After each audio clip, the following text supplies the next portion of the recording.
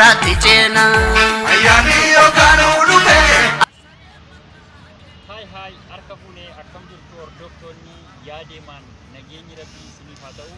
Kan dhufe gaggaara urufasi ayyaanni yookaan dhufe magariisa midhaasite ayyaanni yookaan dhufe nooru yaaqamne ayyaanni yookaan dhufe dararaa kee diriirsite ayyaanni yookaan dhufe sibara gadaa boonee nama boonsisu qabna aadaa ayyaanni yookaan dhufe sibara gadaa. Bara 2013 xumurree jala bultii bara 2014 irra jechuudha.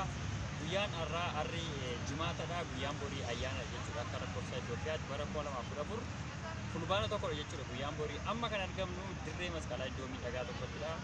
Duuba kiyyatti kan argitan kun immoo baazaarii bara 2014 sababeeffachuudhaan wantoonni garaagaraa itti daldalamaa jiran nutillee iddoo sana deemnee jechuudha. Wantoota tokko bitannee kunoo wantoota ayyaanaaf nu fayyadan bitannee ayyaana borii kabajuudhaaf jirra. Viidiyoo isinii dalageen beekumsa guddaa bara 2014 yaada haaraadhaan wantoota haaraadhaan walitti dhufnaa. Kanaaf nagaa isin gaafachuudhaaf baga bara 2014 geessan uummanni Itoophiyaa biyya keessaa biyya alaa hundiyyuu hordoftoonni koo yaadeemaan namoonni 18,000 galaa jirtu amma warri naannoo nama 18,000dha.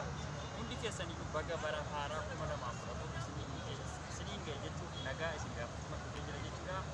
Ayyaanni bara 2014 kan nagaa kan gammachuu akka isiniif ta'u nawwaa bara 2014tti iddoo haaraa wantoota haaraa wal agarra jechuudha.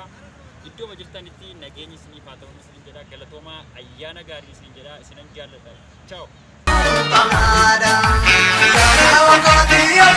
Wan barbaachisu